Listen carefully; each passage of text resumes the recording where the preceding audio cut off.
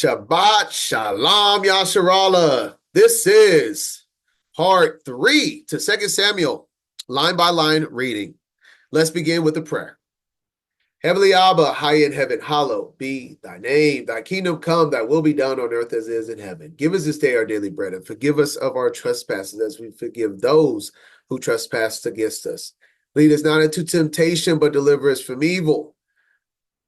Tuda, Abba, for all that you do and all that you are and all that you have created and provided without us even knowing or understanding your presence, your Shekinah. We ask you to be present with us on this reading of your living word and to have your Ruach Kodesh incline our minds to learn what is given to us in this time. Please separate us from the wickedness of this realm and have us be lights in darkness. Bahashem Yasha. Amen.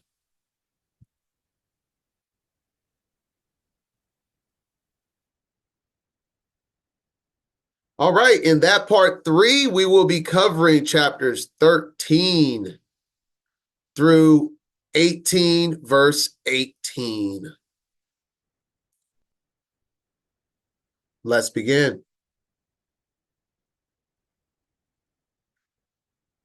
Just as a reminder, we're going to be reading from the source of the KJV, but we'll be referencing quite a bit with the Septuagint.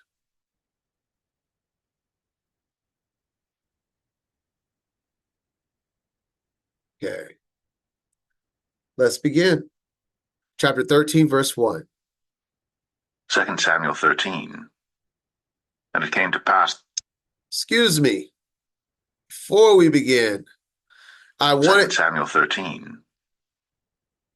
I wanted to remind everybody that the previous chapter, chapter 12, is the sin of David with Bathsheba, where he commits adultery and has a man killed.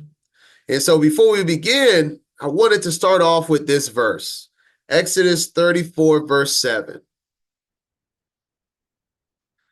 Keeping mercy for thousands, forgiving iniquity and transgression and sin, and that will by no means clear the guilty, visiting the iniquity of the fathers upon the children and upon the children's children, unto the third and fourth generation. There is no coincidence, Yasharallah. We are about to read in this portion very troubling times for the house of David.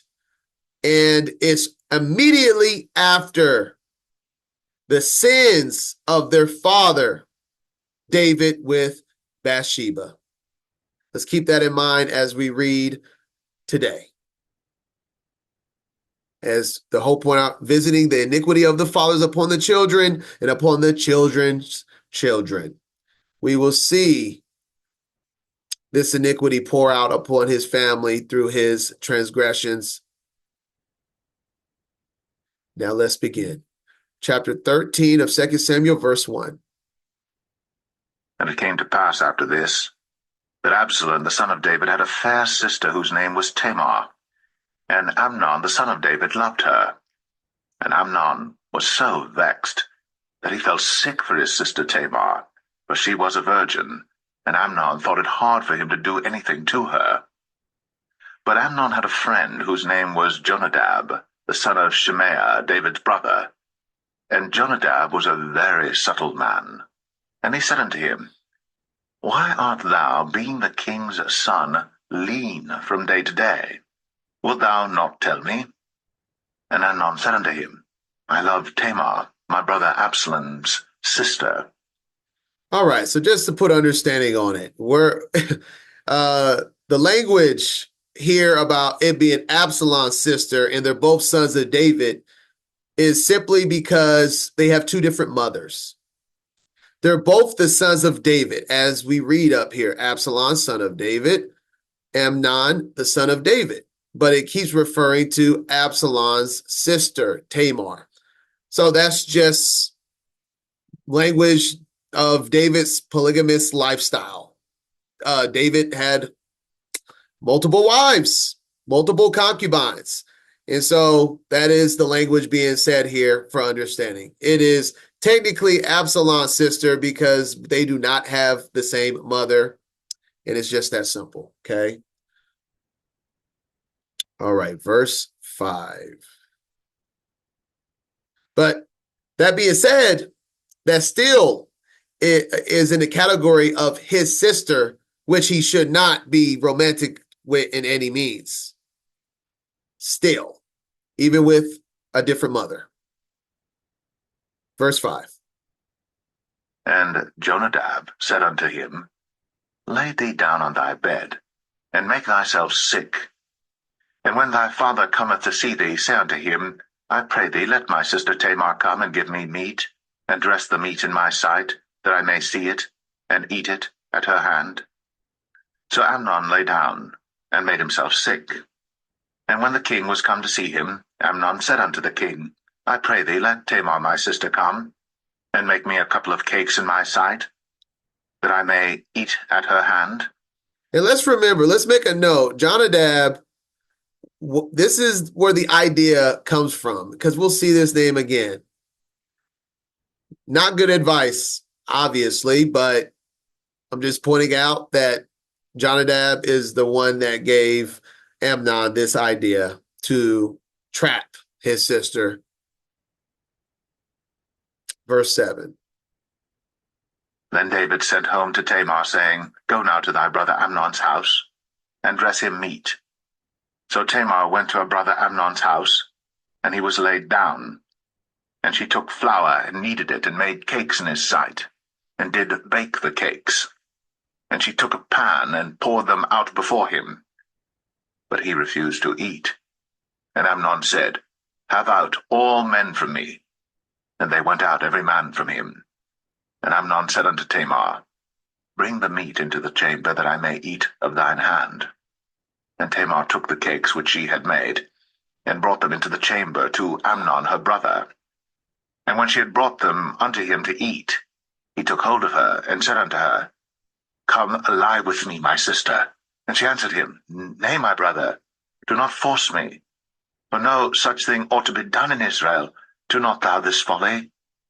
And I, whither shall I cause my shame to go? And as for thee, thou shalt be as one of the fools in Israel. Now therefore I pray thee, speak unto the king, for he will not withhold me from thee. Howbeit, he would not hearken unto her voice. But being stronger than she, forced her, and lay with her. All right, so he raped her. And this is what I was saying at the beginning, the sins of your father. David allowed his lust to overtake him. And immediately, I mean, look at how the chapter begins. And it came to pass after this. After what? David's sins with Bathsheba. And it invoked lust into this family's problems.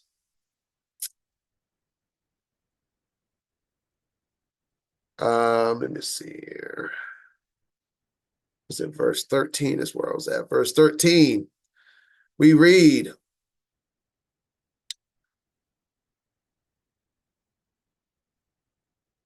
Now therefore I pray thee, speak unto the king, for he will not withhold me from thee. Let me read the whole thing now here. I'm going to read verse 12 and 13. And she answered him, Nay, my brother, do not force me, for no such thing ought to be done in Israel. Do not thou this folly. She's begging him. She's letting him know that this is sinful. Continuing, whether shall I cause my shame to go? And as for thee, thou shalt be as one of the fools in Israel. So she says that this is a sin.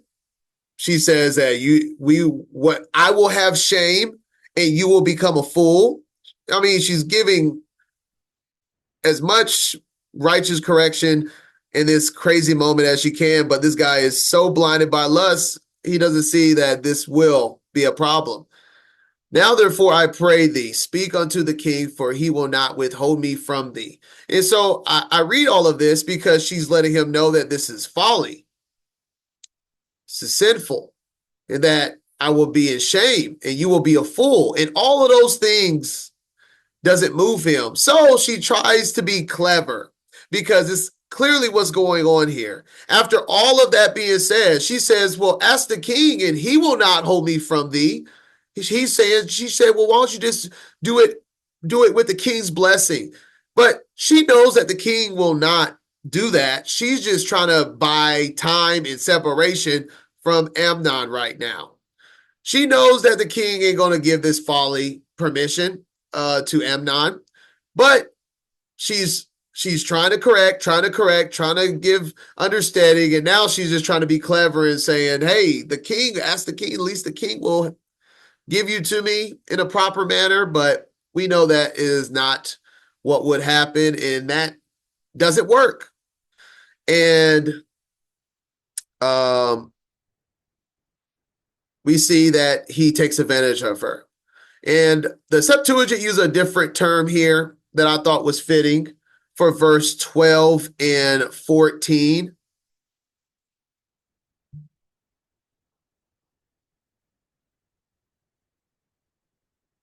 Let's see. For verse 12 and 14, the Septuagint mentions that she said to him, nay, my brother, do not humble me. And also right here, after he raped her and humbled her. That term is fitting for this reading. So we go to the humbling of a woman, and this is what Tamar was telling him. Deuteronomy 22, 28 through 29. If a man find a damsel that is a virgin, but that's the point. Tamar's like, this could never even work with us because I'm your sister. Half sister, that is, but still a sister from our father, which is not betrothed. Lay hold of her and lie with her, and they be found. Then the man that lay with her shall give unto the damsel 50 shekels of silver, and she shall be his wife, because he has humbled her. He may not put her away all her days. Well, first and foremost, this is rape. This isn't mutual sex. This is rape. But the act of still humbling a virgin is what she was scared of. She will never get that back. And there is going to be no marriage in the house of David between brothers and sisters. So she was saying, we can't do this. This will make you a fool. This will put us in folly, and this will humble me and take away my virginity. And after all of this, what are we to do? And you'll see right after this, there is nothing. And let's read it, because he puts her away disrespectfully immediately after. Verse 15. Then Amnon hated her exceedingly, so that the hatred wherewith he hated her was greater than the love wherewith he had loved her. And Amnon said unto her, Arise, be gone. And she said unto him, There is no cause.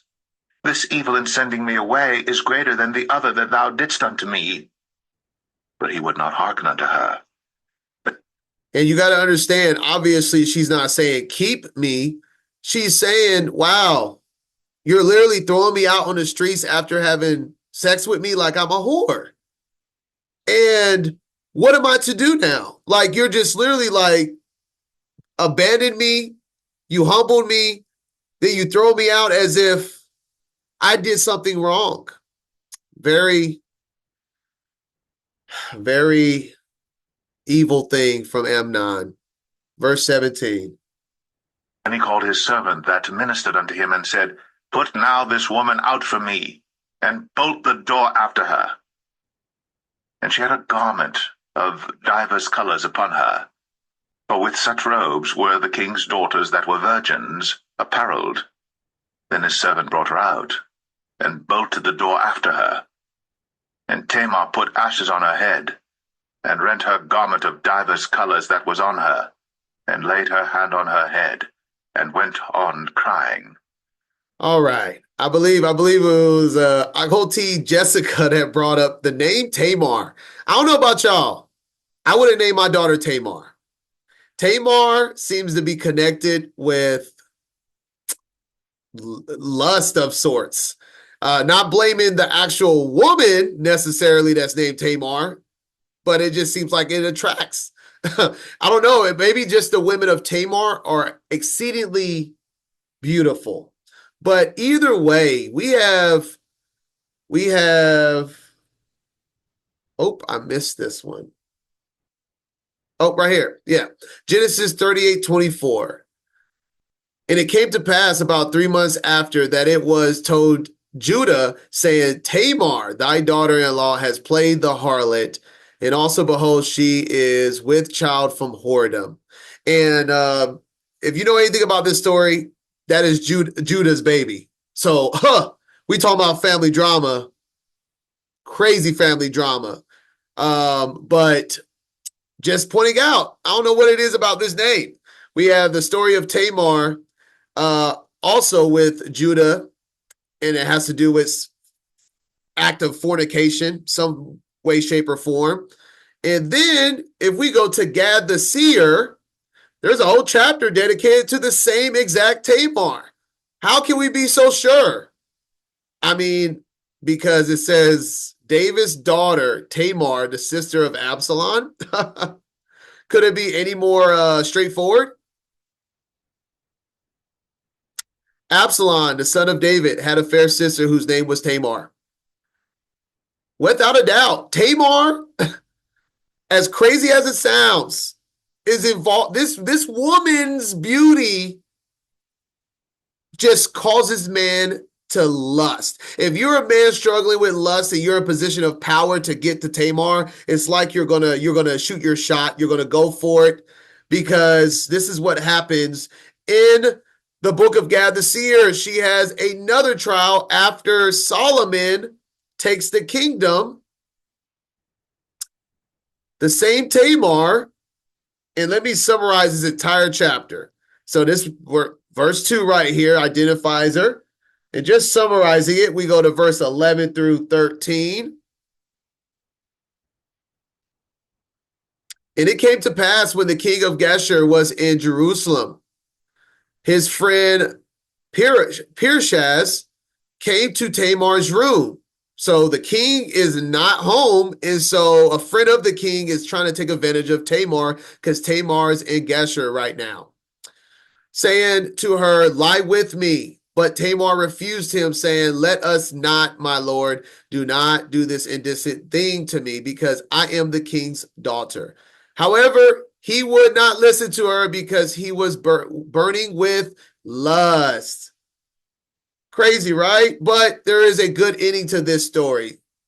Tamar this time didn't try to be clever necessarily on her own. She was clever, but it was through the Most High's guidance, because the Most High heard the voice of David's daughter, and Elohim caused Pirshaz to fall into a deep sleep.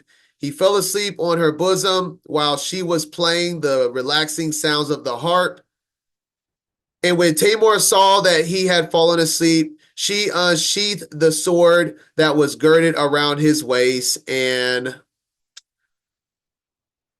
she kills him.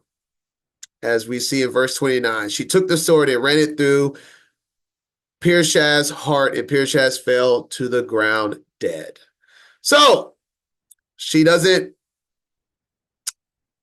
get raped again. The Most High delivers her from it. It's just crazy that she has to go through it multiple times. Just crazy. I couldn't believe it when I was like, wait a minute. I know there's a Tamar. This has got to be a different Tamar, because I thought this Tamar, from my memory, because we'll see that Absalom names his daughter Tamar. But I came and looked, and I'm like, well, dang, they make it straightforward that this is 100% the same Tamar, not the daughter of Absalom. So this woman has gone through it. I guess there's a price for beauty, especially as a woman in those times. Very interesting to say the least, though.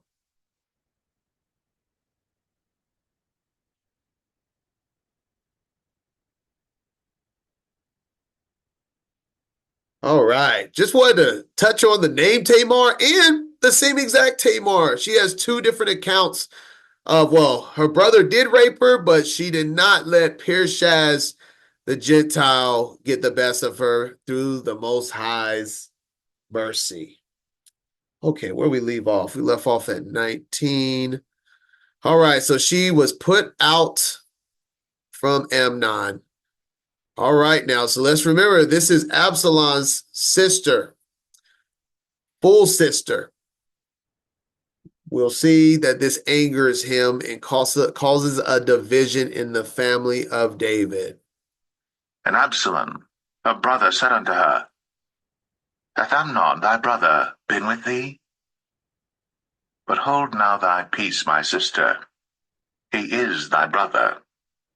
Regard not this thing. So Tamar remained desolate in her brother Absalom's house. So, man, she pretty much was told to swallow it and do not scream from the rooftops that she was raped by her brother. But Absalom gives her housing in shame. But when King David heard of all these things, he was very wroth.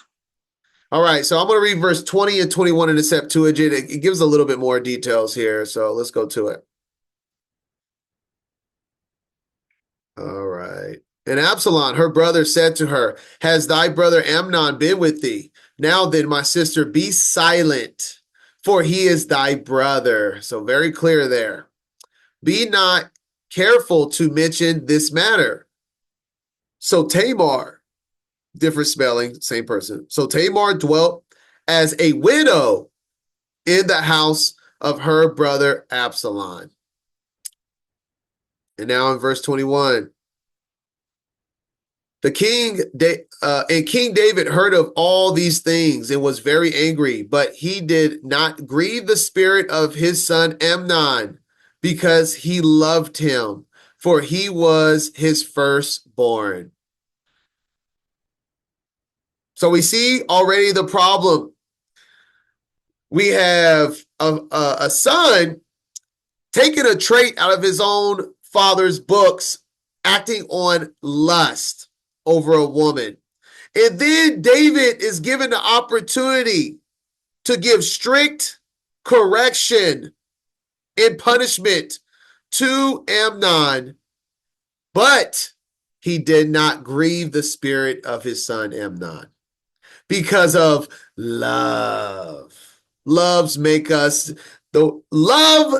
is the worst enemy of the commandments. This is why the devil uses love. He uses the word love with the alphabet community. He uses the word love with anything that would make us feel like we should do above the commandments. But if you love them, if you would do this for them, regardless of what we're supposed to be doing in this life, this is nothing new. Love has been used for iniquity since the beginning. This is what it means to not put anyone in front. He put Amnon in front of the Most High right there. Amnon committed a crime. He sinned. He trespassed against his sister. And he put Amnon in front of the Most High right here. And this is why this portion of reading, we will see how this story gets out of hand to the point that David is no longer in control. And it starts right here. The iniquity of the father. It starts right here. So parents, take account. Your parenting matters. Correction matters.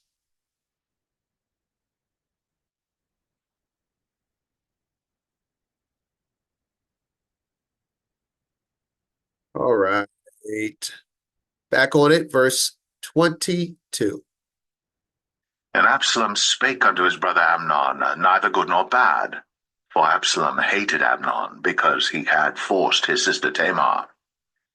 And it came to pass after 2 full years, that Absalom had sheep shearers in Baal Hazor, which is beside Ephraim. And Absalom invited all the king's sons. And Absalom came to the king and said, Behold now, thy servant hath sheep shearers. Let the king, I beseech thee, and his servants go with thy servant. And the king said to Absalom, Nay, my son, let us not all now go, lest we be chargeable unto thee. And he pressed him, howbeit he would not go, but blessed him. Then said Absalom, If not, I pray thee, let my brother Amnon go with us. And the king said unto him, Why should he go with thee? But Absalom pressed him that he let Amnon and all the king's sons go with him. Now Absalom had commanded his servant, saying, Mark ye now, when Amnon's heart is merry with wine, and when I say unto you, Smite Amnon, then kill him. Fear not. Have not I commanded you? Be courageous, and be valiant.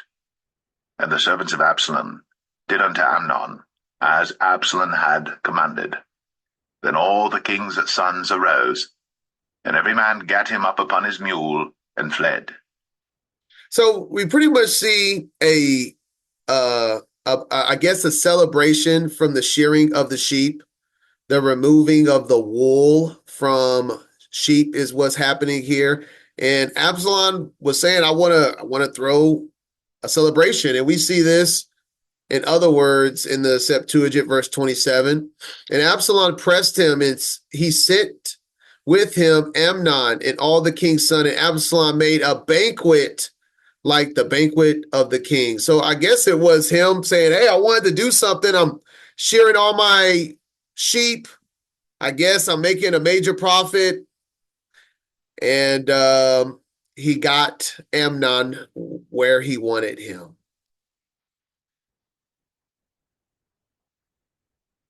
Verse 30. And it came to pass, while they were in the way, that tidings came to David, saying, Absalom hath slain all the king's sons, and there is not one of them left. Then the king arose, and tare his garments, and lay on the earth, and all his servants stood by with their clothes rent. And Jonadab, the son of Shemaiah, David's brother, answered and said, Let not my lord suppose that they have slain all the young men, the king's sons, for Amnon only is dead. For by the appointment of Absalom, this hath been determined from the day that he forced his sister Tamar. Remember, I told you to remember his name? Yeah. The person that gave Amnon the idea to rape his sister is the one saying, yeah, I'm pretty confident it was only Amnon. Yeah, it's because he knows the inside out of the story. I'm pretty sure he probably was even more involved than what scripture gives us. Obviously, scriptures don't give us the in-depth communication between family and, neighbors. But I'm just saying, no coincidence. He's the one saying, no, I think it's only Amnon. I don't think it's the rest of the brothers that Absalom would want dead. Now therefore, let not my lord the king take the thing to his heart, to think that all the king's sons are dead, but Amnon only is dead. But Absalom fled. And the young man that kept the watch lifted up his eyes, and looked, and behold, there came much people by the way of the hillside behind him. And Jonadab said unto the king, Behold, the king's sons come, as thy servant said, so it is. And yes. I mean, it does say that at the beginning, right here. He's a very subtle man. And we look over here in the ESV to make it more in layman's terms. A very crafty man. So makes it clear from the beginning he's going to have some tricks up his sleeve. Continuing. And it came to pass, as soon as he had made an end of speaking, that, behold, the king's sons came, and lifted up their voice, and wept. And the king also and all his servants wept very sore. But Absalom fled and went to Talmai, the son of Ammihud, king of Geshur. And David mourned for his son every day. So Absalom fled and went to Geshur, and was there 3 years.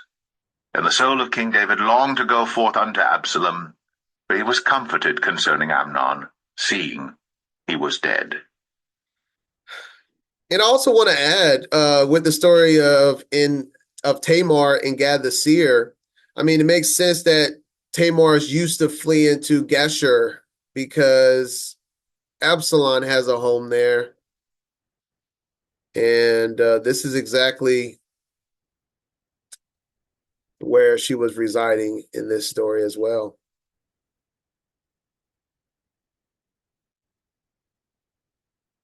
And that is chapter 13.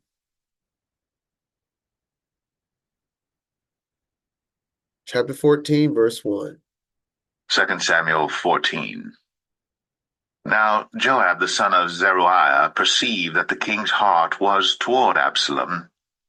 And Joab sent to Tekoa, and fetched thence a wise woman, and said unto her, I pray thee, feign thyself to be a mourner, and put on now mourning apparel, and anoint not thyself with oil, but be as a woman that had a long time mourned for the dead, and come to the king, and speak on this manner unto him.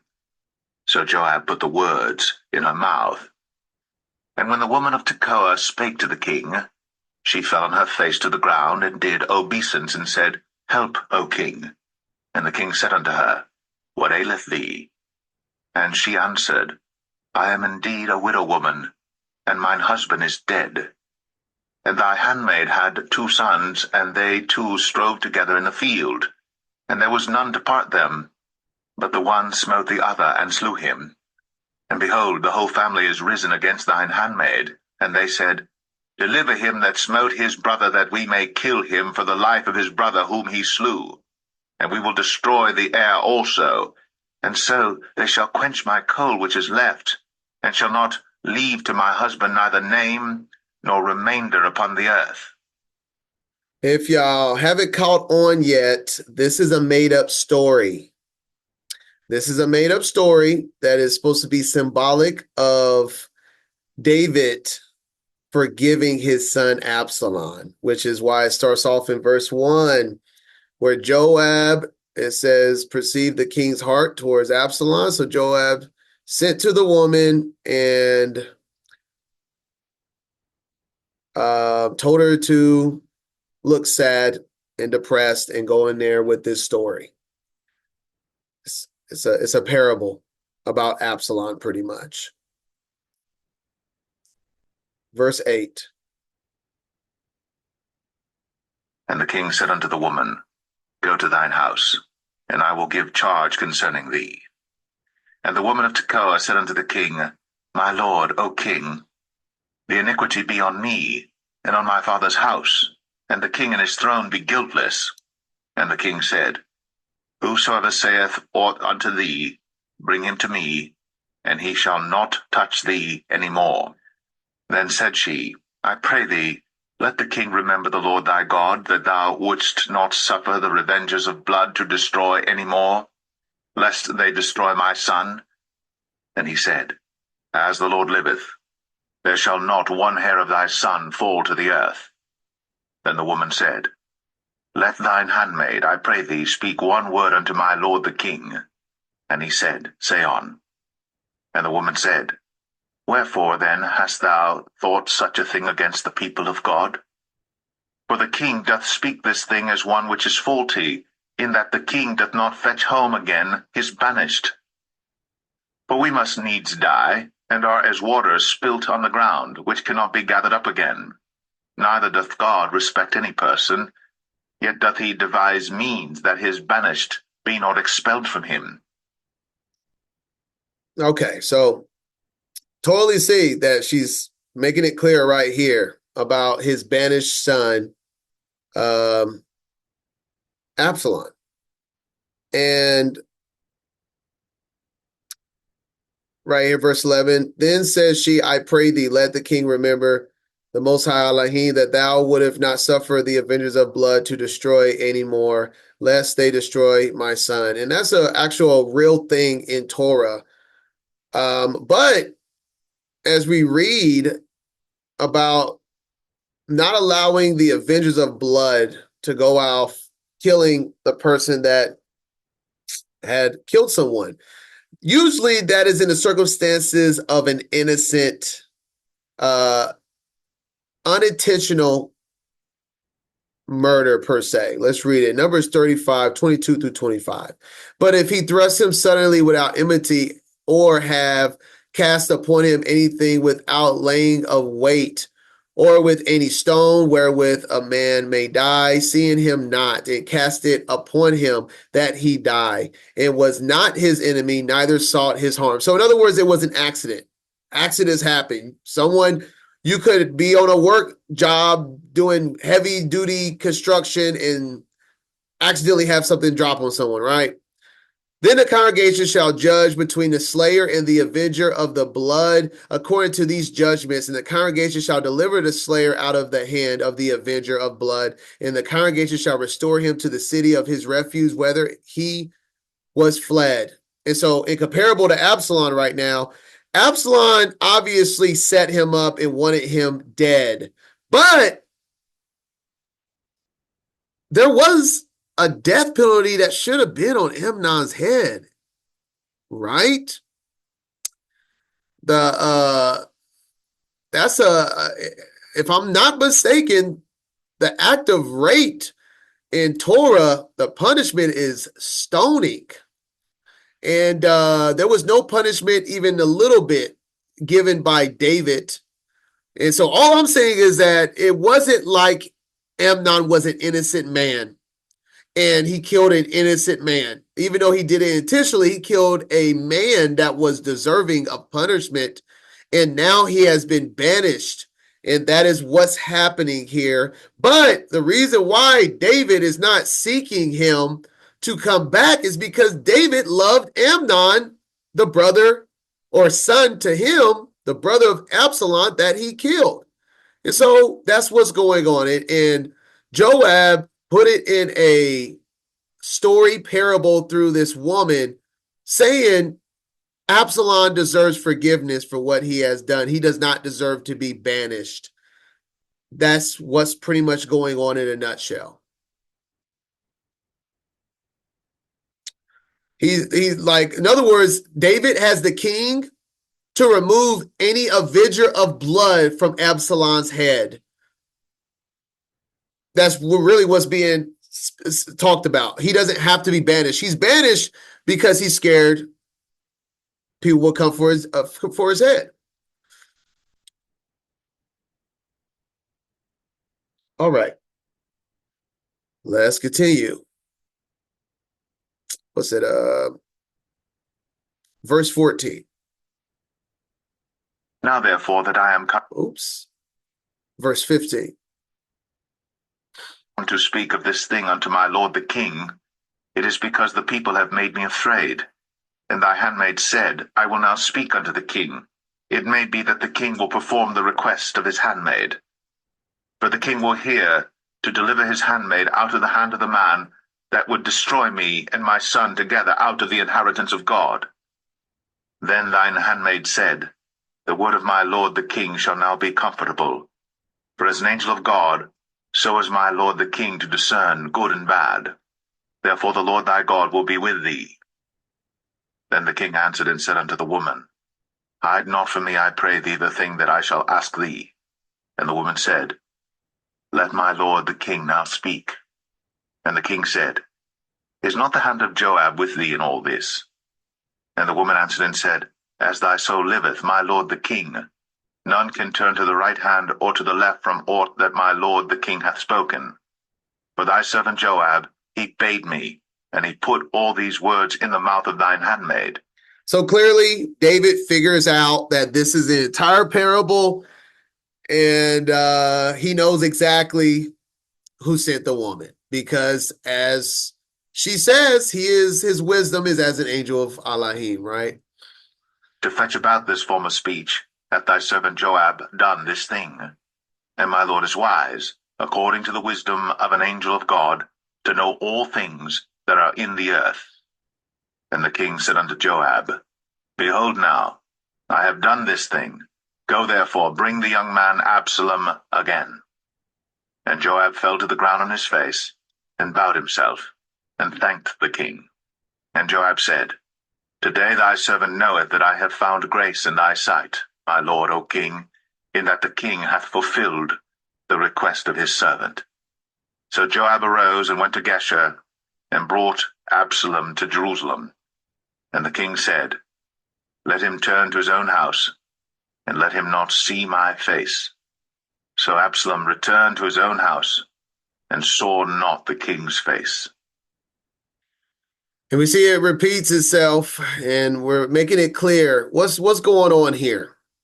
When scripture repeats itself, is making something clear, and there's a purpose behind it. It's pretty much saying that David gave in to Joab's request to unbanish Absalom, but David did not fully forgive Absalom, which is the point being made here. Let him return to his own house, but I don't want to see him. I don't want a relationship with him. Just let him go home.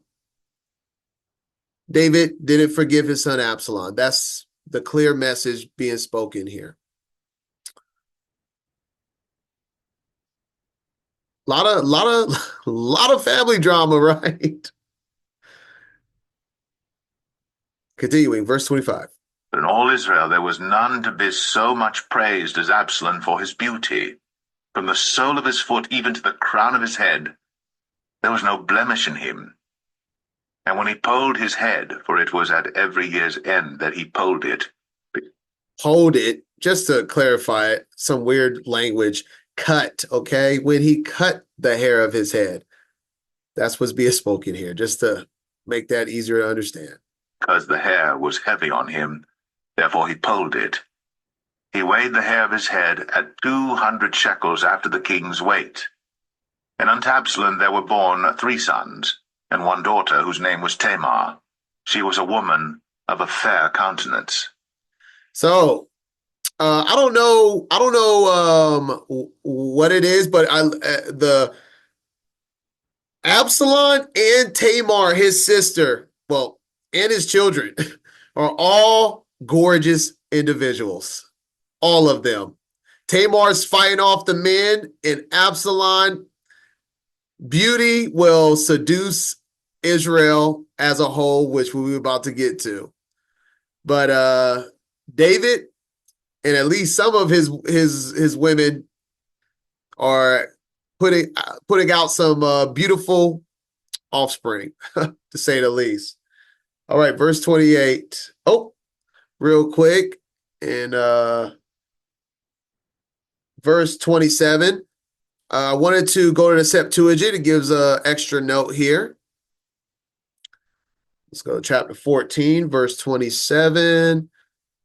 It says, so the same verse about Absalom's children. And her name was Tamar. She was a very beautiful woman, and she becomes the wife of Rehoboam, son of Solomon. And she bears to him Abiah. It's always spelled different. And we see this over here just as a reference. Abiah, the son of Jeroboam, fell sick. And so that story in 1 Kings 14, it just mentions his wife, but his wife, according to the Septuagint, is Tamar, the son of Absalom.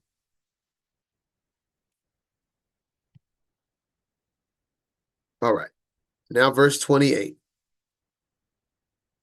So Absalom dwelt 2 full years in Jerusalem, and saw not the king's face. Once again, that's the third time.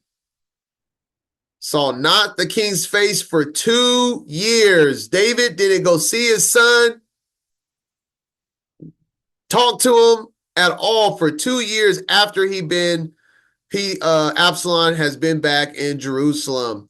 So do not see his face. He saw not his face. And after 2 years, he saw not his face. So it's showing that there hasn't been real forgiveness from David and no real relationship, and that there's something brewing up. This whole portion is really just how Absalom, it hasn't been put in good positions, and he has been dealing with it within his own family. Verse 29. Therefore Absalom sent for Joab to have sent him to the king, but he would not come to him. And when he sent again the second time, he would not come. Therefore he said unto his servants, See, Joab's field is near mine, and he hath barley there. Go and set it on fire. And Absalom's servants set the field on fire. Then Joab arose, and came to Absalom unto his house, and said unto him, Wherefore have thy servants set my field on fire? And Absalom answered Joab, Behold, I sent unto thee, saying, Come hither, that I may send thee to the king, to say, Wherefore am I come from Geshur? It had been good for me to have been there still. Now therefore let me see the king's face, and if there be any iniquity in me, let him kill me. So Joab came to the king, and told him. And when he had called for Absalom, he came to the king, and bowed himself on his face to the ground before the king. And the king kissed Absalom. So as crazy as it sounds, Absalom couldn't get a request to see his own dad, the king, David, right? He keeps sending a messenger to Joab, and Joab isn't replying. So he tells them, I know how to get his attention. Set his field on fire. Then he don't want to talk to me? Set his field on fire. Then Joab, it works. Joab goes and goes, why are you doing that? And he says, I'm here. I could have been in Geshur living a more freer life than this, but I'm in my father's kingdom, like shamed by my own father. And so Joab finally goes to the king, and the king at least accepts him enough in his presence to kiss him. And all of this is being said to build up the story of chapter 15. Absalom's revolt. So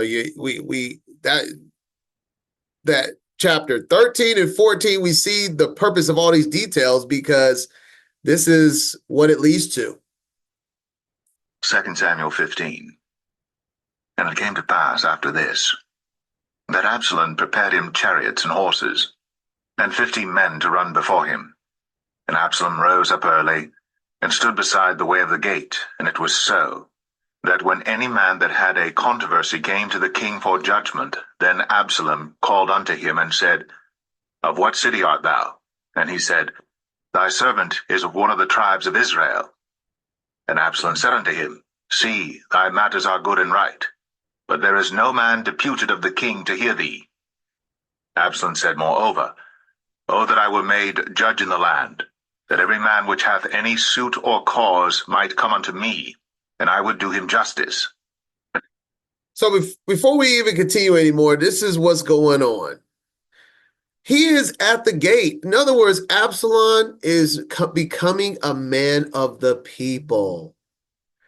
Whoever isn't being seen by King David, whoever King David isn't favoring. Remember, Absalom is a beautiful man. He is royalty, rich. He is with his horses and his chariots. He's out speaking to people saying, Thy matters are good and right, but the king doesn't have time for you. If I was your leader, I would have time for my people. He's a politician. Absalom, imagine a beautiful, well-spoken, royal politician for all the people that comes in to see King David, and it may not go well. They may not be seen by him. I couldn't imagine how many people try to come and speak to the king. Only so many people probably has the time to wait to sit and to, wait to be seen by the king. I don't know and how that would work in those times. But Absalom's making it clear that I would be a better king. I would hear each and every person. I will judge the land, etc., etc. That is what's happening. Verse 5. It was so that when any man came nigh to him to do him obeisance, he put forth his hand, and took him, and kissed him. And on this manner did Absalom to all Israel that came to the king for judgment. So Absalom stole the hearts of the men of Israel. And it came to pass after 40 years that Absalom said unto the king, I pray thee, let me go and pay my vow, which I have vowed unto the Lord in Hebron. And we see, imagine this beautiful prince telling you you're worth it. You deserve to be heard. And when they come nigh to him, they put forth their hand and he kisses it and he blesses them. He's having people fall in love with him, pretty much. And then verse 7 here, it says that it came to pass after 40 years.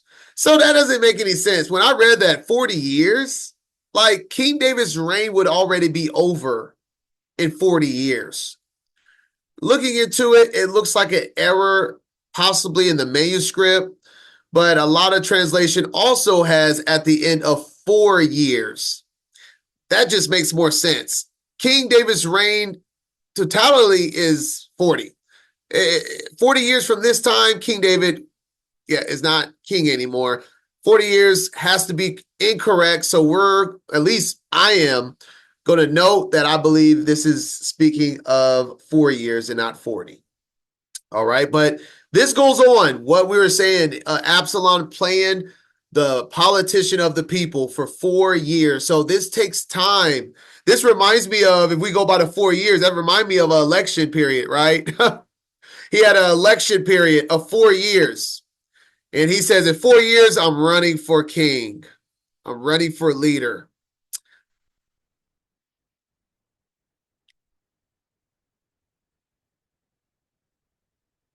All right, verse 8.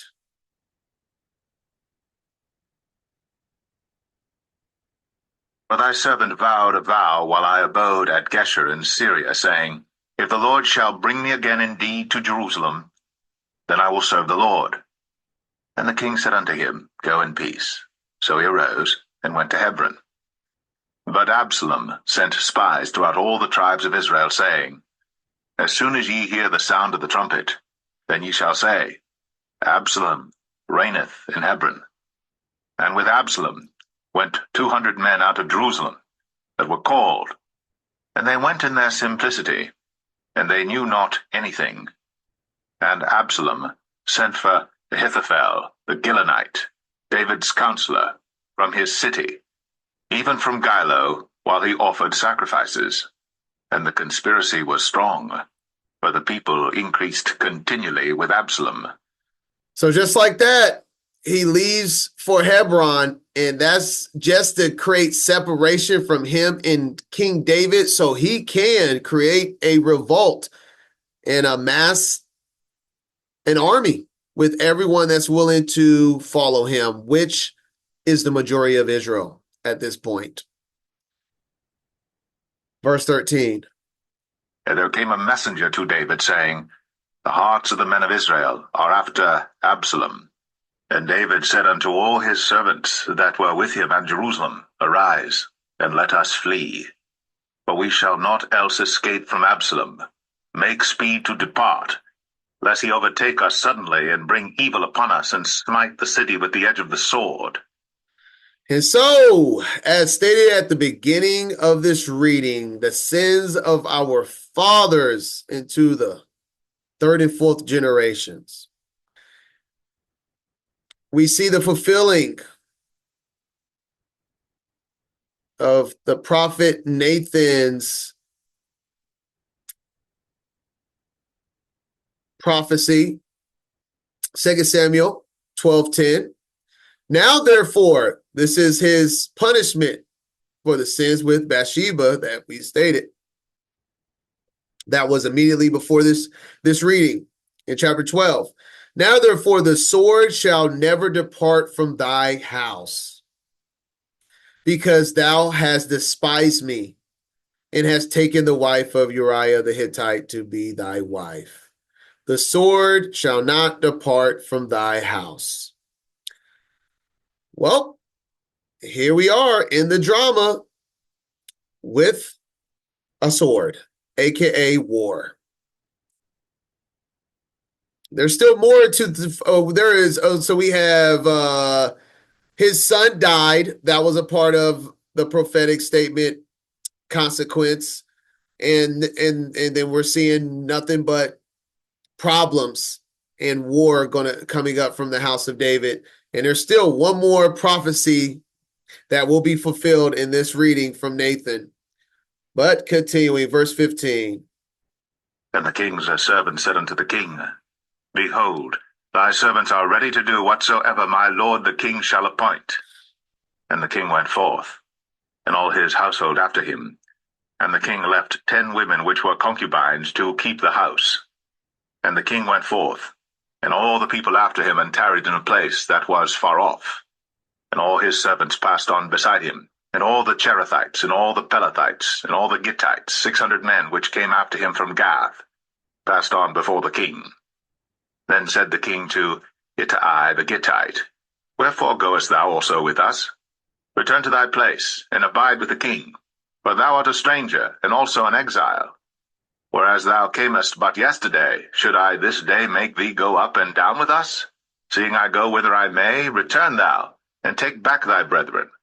Mercy and truth be with thee.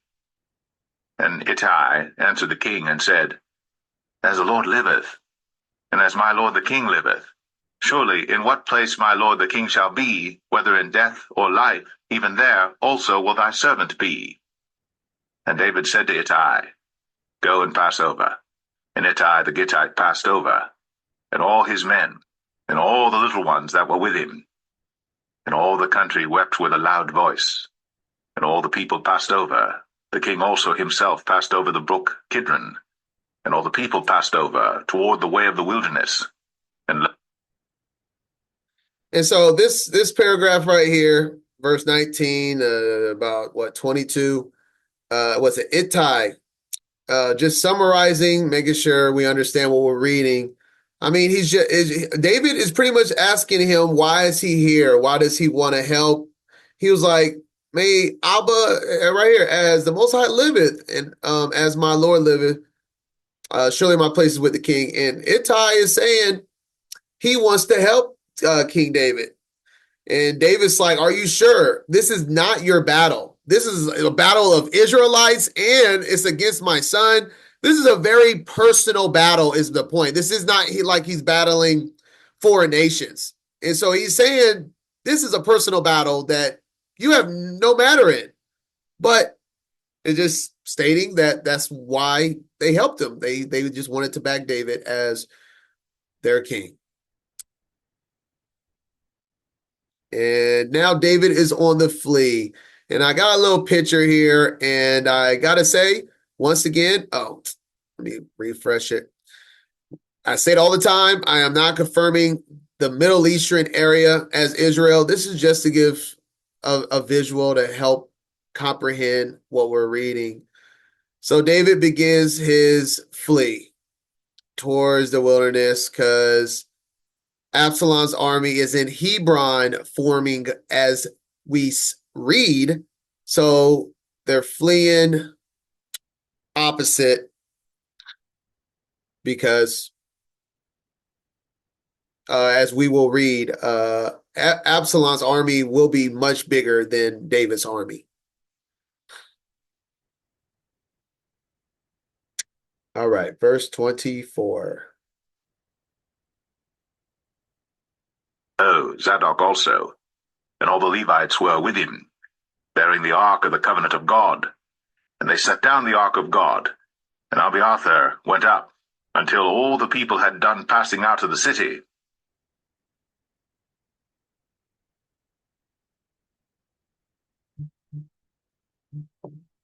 All right. I have a note, verse 24, 2 Samuel 8. Let me go to that. Oh, okay. I think this is just identifying Abiathar. Yeah, that's where we're at. Yeah. This is one of the priests. That's just all that's identifying as for this note. And the king said unto Zadok, Carry back the ark of God into the city. If I shall find favor in the eyes of the Lord, he will bring me again and show me both it and his habitation. But if he thus say, I have no delight in thee, behold, here am I. Let him do to me as seemeth good unto him. The king said also unto Zadok the priest, Art not thou a seer? Return into the city in peace, and your 2 sons with you, Ahimaaz thy son, and Jonathan the son of Abiathar. See, I will tarry in the plain of the wilderness until there come word from you to certify me. Zadok therefore and Abiathar carried the ark of God again to Jerusalem, and they tarried there. So David is already putting together a plan. And he says, I need some people in the city to let me know what's happening in Jerusalem when Absalom returns. And he's also like, take the ark back to Jerusalem. I'm guessing, like he says, it belongs there. And if the Most High wants me to see it again, he will have mercy on me. But the plan is forming that he has trusted priest and prophets, as he's saying, are not thou a seer or a prophet? He's like, go back and don't fear. Like, if you go and just do your job as a prophet, priest, you're good. But I will be waiting to hear from you what is going on with Absalom in Jerusalem. As it says, until there come word from you to certify me. Verse 30. And David went up by the ascent of Mount Olivet, and wept as he went up, and had his head covered, and he went barefoot, and all the people that was with him covered every man his head, and they went up, weeping as they went up. And one told David, saying, Ahithophel is among the conspirators with Absalom. And David said, O Lord, I pray thee, turn the counsel of Ahithophel into foolishness. And Ahithophel, we know from verse 12, just connecting dots here, that Ahithophel was one of David's counselors that have switched sides.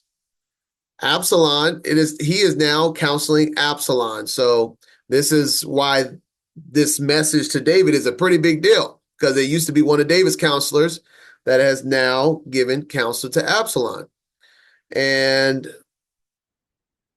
we'll see this come into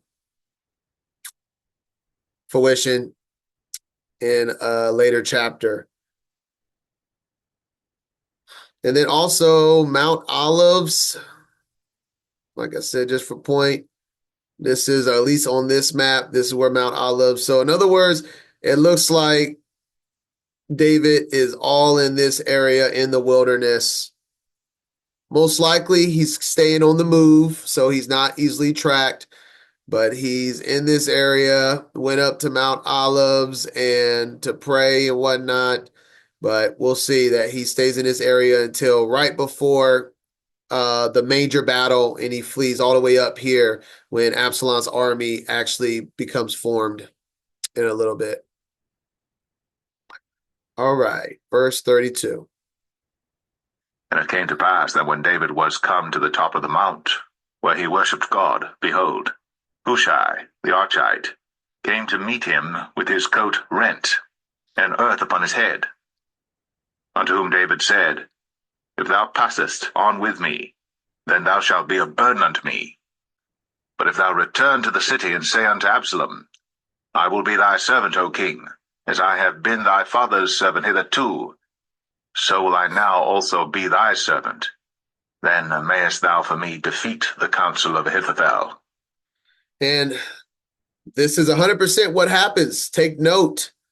The way to defeat the counsel of Ahithophel, as we just read in 31 there, right here, counsel in the foolishness, was through the plan of sending another wise counsel to Absalom.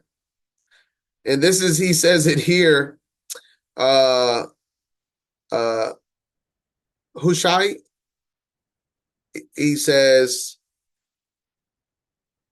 if thou passes on with me, then thou shalt be a burden unto me.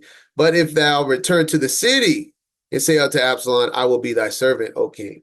So David is very wise. David said, he's like, you'll be a burden to me because I don't need you here. I need you in the city with Absalom, is the point of what he's saying. Just like with the priest, he's like, I don't need the Ark of the Covenant with me. I don't need the priest. I need you to take the Ark back. And the Most High have mercy on my soul. I will see it again, but I need you there. So he's putting people, this is like chess right now. He's putting people in place to give him understanding of what's going on inside Absalom's people, because nobody knows who's who, right? Because everyone's Israel. Today, you're just picking a side. So that's really what is going on. David's like, Absalom doesn't know who's technically on his side or not his side. And that's a major flaw of Absalom's plan. He really doesn't know. This is all forming in real time, and it's allowing him to have people on David's side within the camp of Absalom. And hast thou not there with thee Zadok and Abiathar the priests? Therefore it shall be that what thing soever thou shalt hear out of the king's house, thou shalt tell it to Zadok and Abiathar the priests. Behold, they have there with them their two sons, Ahimaaz Zadok's son, and Jonathan Abiathar's son. And by them ye shall send unto me everything that ye can hear. So Hushai, David's friend, came into the city, and Absalom came into Jerusalem. And so even David told him, I have other people in the Jerusalem. Y'all are a team. Y'all will work as a team to feed me information and to trick Absalom. Chapter 16. 2 Samuel 16.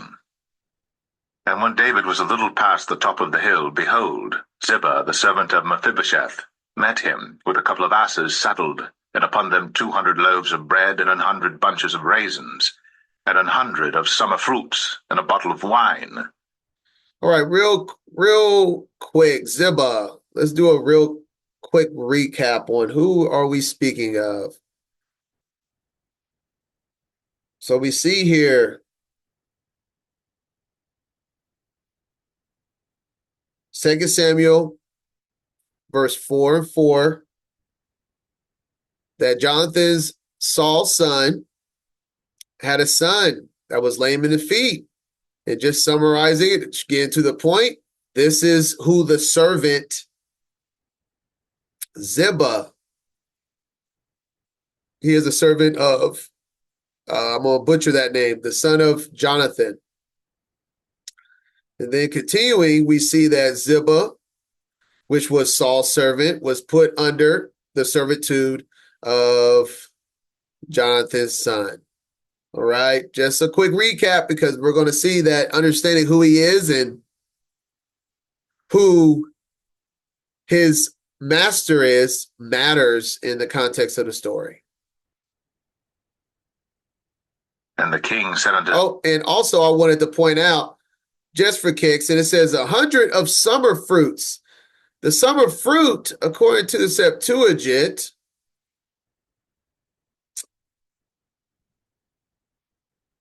is dates. Dates and the dates. So the summer fruit are dates. Yeah, I like dates. I like dates. I never really ate them by themselves until like the last year or so. And I was like, man, these are actually pretty good. I could snack on a few of those. Very sweet. Usually, you know, people use them as a sweetener in things, natural sweetener, but they're pretty good by themselves. I can see in ancient times having a pocket of dates to snack on here and there. But all right, verse 2. Ziba, what meanest thou by these? And Ziba said, The asses be for the king's household to ride on, and the bread and summer fruit for the young men to eat, and the wine, that such as be faint in the wilderness may drink. And the king said, And where is thy master's son? And Ziba said unto the king, Behold, he abideth at Jerusalem, for he said, Today shall the house of Israel restore me the kingdom of my father. Then said the king to Ziba, Behold, thine are all that pertained unto Mephibosheth. And Ziba said, I humbly beseech thee that I may find grace in thy sight, my lord, O king. So Ziba is saying that Mephibosheth, the son of Jonathan, is in the city with Ashanon, saying that pretty much his family's getting revenge. Today shall the house of Israel restore me the kingdom of my father. I don't know if they're speaking of Absalom, but because Absalom isn't from Saul, but evidently that's what Ziba is saying, that he has picked the side of Absalom. This is to be continued in the story. But verse 5. And when King David came to Bahurim, behold, thence came out a man of the family of the house of Saul, whose name was Shimei, the son of Gera. He came forth, and cursed still as he came. And he cast stones at David, and at all the servants of King David. And all the people and all the mighty men were on his right hand and on his left. And thus said Shimei, when he cursed, Come out, thou bloody man, and thou man of Belial. The Lord hath returned upon thee all the blood of the house of Saul, in whose stead thou hast reigned. And the Lord hath delivered the kingdom into the hand of Absalom thy son, and behold, thou art taken in thy mischief, because thou art a bloody man. Then said Abishai the son of Zeruiah unto the king, Why should this dead dog curse my lord the king? Let me go over, I pray thee, and take off his head. And the king said, And just because sometimes these names, so many different names. Abishai, just so we, as a note, where we at? Right here. The brother to Joab, okay? Abishai is the brother of Joab. And so he's up there he's been with David since the beginning of his reign. And so just making sure we understand who and what we're reading. And so coincidentally, after Ziba, someone else from the house of Saul comes out and is cursing David out in the wilderness. Verse 9. What have I to do with you, ye sons of Zeruiah? So let him curse, because the Lord hath said unto him, Curse David. Who shall then say, Wherefore hast thou done so? And David said to Abishai and to all his servants, Behold, my son, which came forth of my bowels, seeketh my life. How much more now may this Benjamite do it? Let him alone, and let him curse. For the Lord hath bidden him. It may be that the Lord will look on mine affliction, and that the Lord will requite me good for his cursing this day. And as David and his men went by the way, Shimei went along on the hill's side over against him, and cursed as he went, and threw stones at him, and cast dust. Then the king and all the people that were with him came weary, and refreshed themselves there. And so David allowed him to curse him because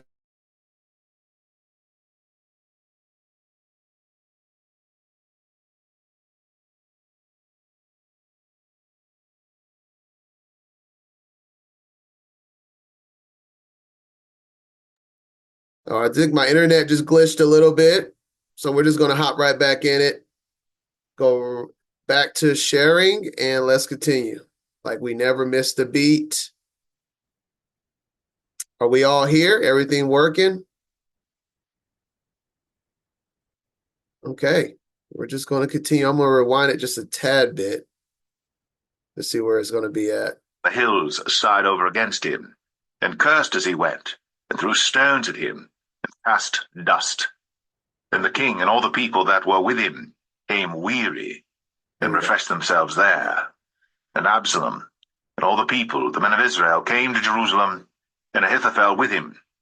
And it came to pass, when Hushai the Archite, David's friend, was come unto Absalom, that Hushai said unto Absalom, God save the king. God save the king. And Absalom said to Hushai, Is this thy kindness to thy friend? Why wentest thou not with thy friend? And Hushai said unto Absalom, Nay, but whom the Lord and this people and all the men of Israel choose, his will I be, and with him will I abide. And again, whom should I serve? Should I not serve in the presence of his son, as I have served in thy father's presence?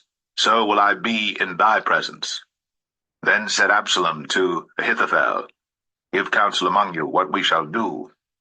And Ahithophel said unto Absalom, Go in unto thy father's concubines, which he hath left to keep the house. And all Israel shall hear that thou art abhorred of thy father. Then shall the hands of all that are with thee be strong. There we go. There's the last part of prophecy that Nathan gave David in chapter 12 of 2 Samuel, here in verse 21. 2 Samuel chapter 12, verse 11 and 12. Thus says the Most High, Behold, I will raise up evil against thee out of thy own house, Absalom, and I will take thy wives, concubines, before thy eyes, and give them unto thy neighbor, and he shall lie with thy wives in the sight of this sun. So for everyone to see. For thou didst it secretly, but I will do this thing before all Israel and before the sun. Wow. All of this because he just lusted after a woman. Is this worth it? Was that worth it?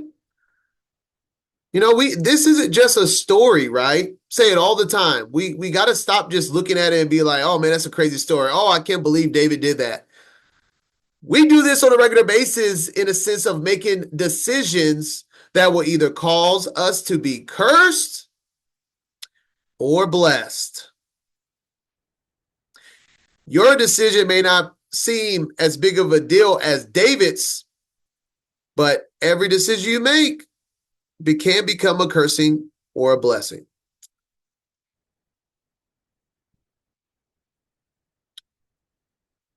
Let's finish off chapter 16. So they spread Absalom a tent upon the top of the house. And Absalom went in unto his father's concubines in the sight of all Israel. And the counsel of Ahithophel, which he counseled in those days, was as if a man had inquired at the oracle of God. So was all the counsel of Ahithophel, both with David and with Absalom. And that's that. Wow. Chapter 17. 2 Samuel 17. Moreover, Ahithophel said unto Absalom, Let me now choose out 12,000 men, and I will arise and pursue after David this night. And I will come upon him while he is weary and weak-handed, and will make him afraid, and all the people that are with him shall flee, and I will smite the king only. And I will bring back all the people unto thee. The man whom thou seekest is as if all returned, so all the people shall be in peace. And the saying pleased Absalom well, and all the elders of Israel. Then said Absalom, Call now Hushai the Archite also, and let us hear likewise what he saith. And when Hushai was come to Absalom, Absalom spake unto him, saying, Ahithophel hath spoken after this manner. Shall we do after his saying? If not, speak thou. All right. Before we continue, wanted to touch on verse 3. And I will bring back all the people unto thee. The man whom thou seekest is as if all returns, so all the people shall be in peace. So we're going to look at the Septuagint. Got a little extra in the Septuagint, verse 17, verse 3. We see, and I will bring back all the people to thee as a bride returns to her husband. Only thou seekest the life of one man, and all the people shall have peace. And so just understanding, because we're going to have two different councils here, right?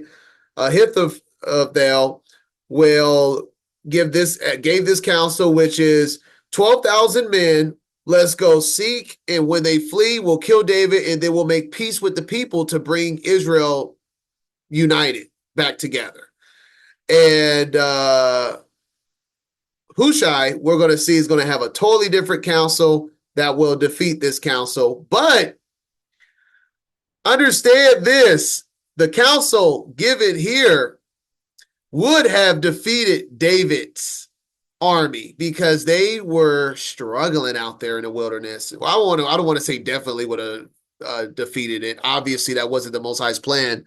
But the idea of it would have been enough to get David. But we'll see how this unfolds. All right, let's continue. Listen to Hushai's counsel, verse 6. And Hushai said unto Absalom, The counsel that Ahithophel hath given is not good at this time. Or said Hushai, Thou knowest thy father and his men, that they be mighty men, and they be chafed in their minds, as a bear robbed of her whelps in the field. And thy father is a man of war, and will not lodge with the people. Behold, he is hid now in some pit, or in some other place, and it will come to pass, when some of them be overthrown at the first, that whosoever heareth it will say, There is a slaughter among the people that follow Absalom. And he also that is valiant, whose heart is as the heart of a lion, shall utterly melt. For all Israel knoweth that thy father is a mighty man, and they which be with him are valiant men. Therefore I counsel that all Israel be generally gathered unto thee, from Dan even to Beersheba, as the sand that is by the sea for multitude, and that thou go to battle in thine own person. So shall we come upon him in some place where he shall be found, and we will light upon him as the dew falleth on the ground, and of him, and of all the men that are with him, there shall not be left so much as one. Moreover, if he be gotten into a city, then shall all Israel bring ropes to that city, and we will draw it into the river, until there be not one small stone found there. And Absalom and all the men of Israel said, The counsel of Hushai the Archite is better than the counsel of Ahithophel. For the Lord had appointed to defeat the good counsel of Ahithophel, to the intent that the Lord might bring evil upon Absalom.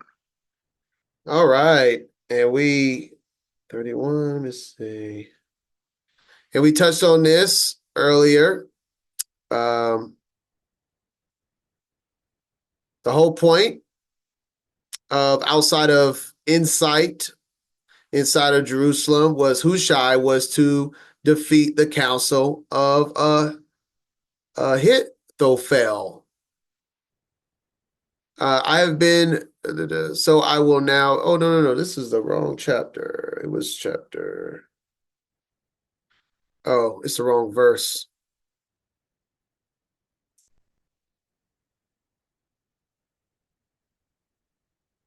I think it's that, let's see.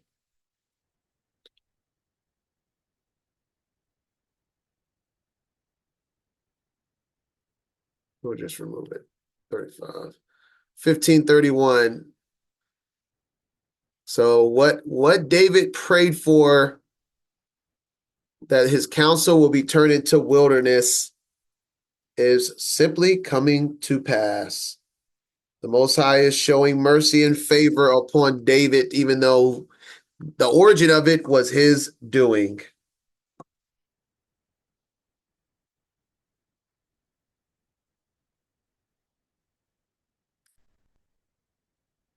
All right, verse 15. And so just to recap, he said, let's throw together a quick army of 12,000 and go pursue David. And Hushai is saying that these have we overlooked David and his valiant men? We really think they're going to go down without a fight? And even if they did, David is going to be hiding, which is going to be true. And we're not going to be able to just go and kill David and not slaughter everybody. It's going to be a bloodbath and it's going to be a struggle. We need to wait and get a bigger army so we can have more surety that we can take what David has in his army. And they like his counsel. Verse 15. Then said Hushai unto Zadok and to Abiathar the priests, Thus and thus did Ahithophel counsel Absalom and the elders of Israel, and thus have I counseled.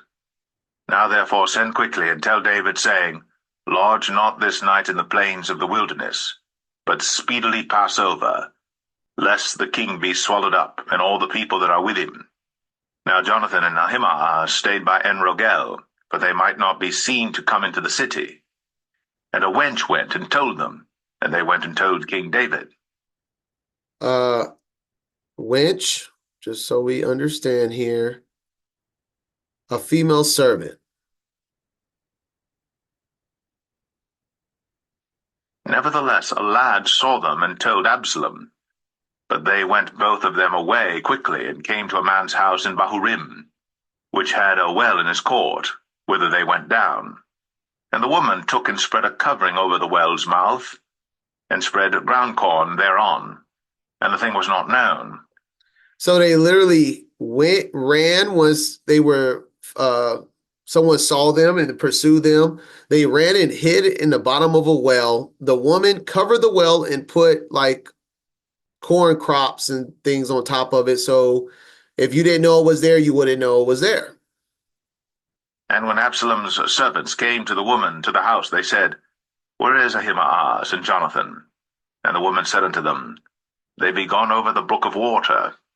And when they had sought and could not find them, they returned to Jerusalem. And it came to pass after they were departed, that they came up out of the well, and went and told to King David, and said unto David, Arise, and pass quickly over the water, for thus hath Ahithophel counseled against you. Then David arose, and all the people that were with him, and they passed over Jordan. By the morning light there lacked not one of them that was not gone over Jordan. And so this is what I was saying. They were in the wilderness, and that's what I was talking about. Ahithophel counsel would have, in other words, with if it was just straight his counsel, they would have had 12,000 men immediately would have came and pursued them in the wilderness right next to Jerusalem. But now that the different counsel delayed them, because now the armies are getting formed, and so he's requesting more people to come forth to build a bigger army. So it gives David time to flee over Jordan, which is what we're just reading now, and we'll see over here the forest of Ephraim is where the fight will be at.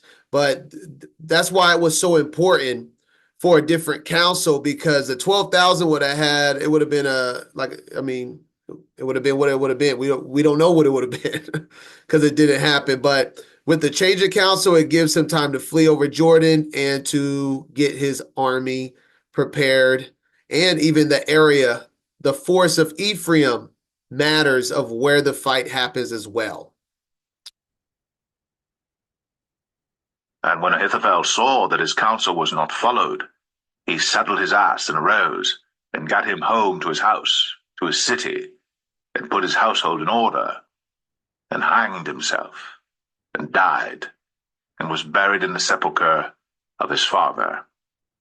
Then David came to Mahanaim, and Absalom passed over Jordan, he and all the men of Israel with him. And Absalom made Amasa captain of the host instead of Joab, which Amasa was a man's son, whose name was Ithra, an Israelite, that went in to Abigail, the daughter of Nahash, sister to Zeruiah, Joab's mother. So Israel and Absalom pitched in the land of Gilead. And it came to pass, when David was come to Mahanaim, that Shobai the son of Nahash of Rabbah, of the children of Ammon, and Machir the son of Amiel of Lo-debar, and Barzillai the Gileadite of Rogelim, brought beds and basins and earthen vessels and wheat and barley and flour and parched corn and beans and lentils and parched pulse and honey and butter and sheep and cheese of kine for David and for the people that were with him to eat. For they said, the people is hungry and weary and thirsty in the wilderness. And this was the other part that I was saying about Ahithophel's counsel. This wouldn't have been able to happen either. This is a pivotal part. David's people was restored before the major battle. I mean, we already know what fasting does to us. It makes us weak. It makes us weary, and it gives us fog brain at times. And they're out here in the wilderness marching, running for their lives pretty much. And they got to be pretty hungry. They're not getting fed right, especially in the amount of people. And all of this restored them right before their fight. And I also want to add, we look at the end of Ahithophel when it says he saw his counsel was not followed. He saddled his ass, arose, got him home to his house, to his city, and put his household in order, and hanged himself and died, and was buried in his sepulcher of his father. A lot of times in scripture, it doesn't like accurately, when we're talking about a breakdown, give us the order of all the things. It would just put something in the midst of the story, and we don't know if it had what exactly the time frame it happened.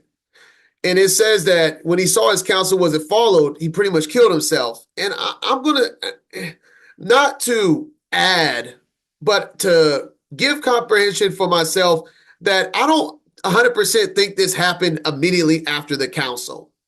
I think this happened after the council, but also after we're about to read the Battle of Absalom was lost. It makes more sense. We're going to read, spoiler alert, David wins. We're going to read it in verse 8, chapter 18, that Absalom loses the battle. I'm here to say that it makes more sense that he went home after his counsel wasn't followed, and then he heard that Absalom died and David won.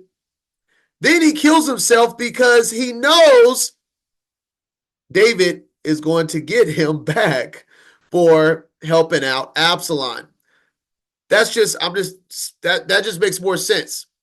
That after the death of Absalom, it wasn't just, the king didn't want to listen to me. I think it was much more than that. The king didn't listen to me. I kind of lost my main counselor position. So I went home, and then the king, David, won. What am I going to do? I can't go back being his counselor. He's going to probably want my head. So I'm going to off myself. I'm just saying, I think that's more of the better understanding of what the order would make sense to me. But either way, that's what happens. I just think it happened a little bit later in this story that we're reading about. Because it's not like, he went home and killed himself in one day, right? It doesn't go and tell us how much time it took for him to go home, to get his house in order, and then to commit suicide. I'm pretty sure all of these other events that we're reading is happening in real time, which helped him make that decision. Chapter 18. We will be reading about half the chapter to verse 18. 2 Samuel 18. And David numbered the people that were with him, and set captains of thousands and captains of hundreds over them. And David sent forth a third part of the people under the hand of Joab, and a third part under the hand of Abishai the son of Zeruiah, Joab's brother, and a third part under the hand of Ittai the Gittite. And the king said unto the people, I will surely go forth with you myself also. But the people answered, Thou shalt not go forth, for if we flee away, they will not care for us, neither if half of us die, will they care for us. But now thou art worth 10,000 of us. Therefore now it is better that thou succor us out of the city. And this is very wise counsel, because that's exactly what they were trying to do with Ahithophel's original plan. They were like, when the people flee, let's just go kill David. And David's friend said, David will not be with them. He will be hiding. And that's exactly what happens. Verse 4. And the king said unto them, What seemeth you best, I will do. And the king stood by the gate side, and all the people came out by hundreds and by thousands. And the king commanded Joab and Abishai and Ittai, saying, Deal gently for my sake with the young man, even with Absalom. And all the people heard when the king gave all the captains charge concerning Absalom. So the people went out into the field against Israel, and the battle was in the wood of Ephraim, where the people of Israel were slain before the servants of David, and there was there a great slaughter that day of 20,000 men. For the battle was there scattered over the face of all the country, and the wood devoured more people that day than the sword devoured. Once again, I touched on that it was important detail that this happened, and it said the wood of Ephraim. Wood is forest. The forest of Ephraim devoured more men than the sword. I couldn't tell you what that looked like. Maybe there was conditions in the woods, traps, pits. It doesn't go into detail on how the forest devoured the people of Israel, but the forest is what made the difference in what even the odds, and obviously the Most High's hand was upon David's army to make that happen. Verse 9. And Absalom met the servants of David, and Absalom rode upon a mule. And the mule went under the thick boughs of a great oak, and his head caught hold of the oak. And he was taken up between the heaven and the earth, and the mule that was under him went away. Right, I'm seeing the chat saying it could have been also animals, right? Shoot, it could have been snakes, insects, making people sick. I mean, it could have been the entire environment that consumed his soldiers, and it was of the Most High's doing, right? To make those animals and whichever it was. But we also see Absalom is consumed by a tree. And I looked, let me see if I can find a picture here of, it says that the mule runs under him and he gets caught in a tree, and he's literally will be hanging in a tree, holding on for dear life here when he is found. Like, such an odd way to get caught, running for your life, and you hit a branch and you're now hanging on in the tree so you don't fall to your death, or at least maybe he's stuck. But either way, very interesting way to get stuck.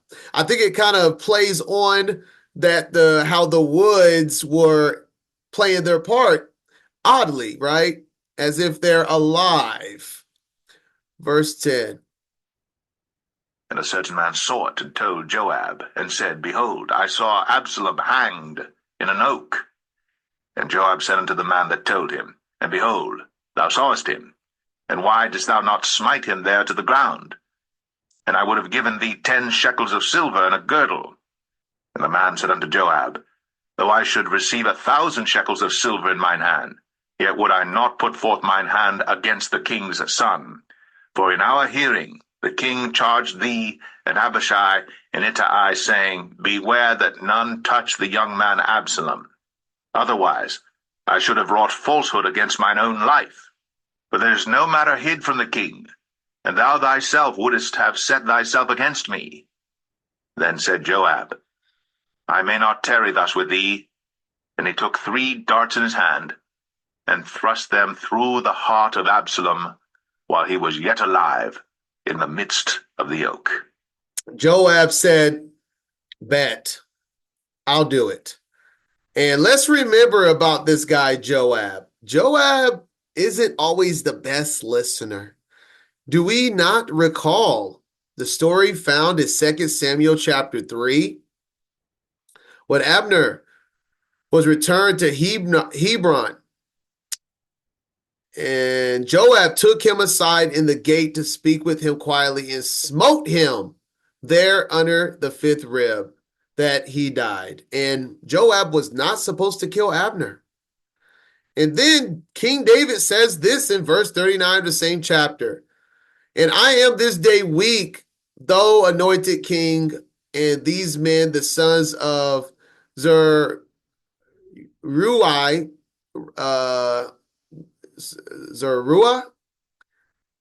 be too hard. These are the sons. The sons is this is talking about Joab. That's his sons. Joab. Be too hard for me.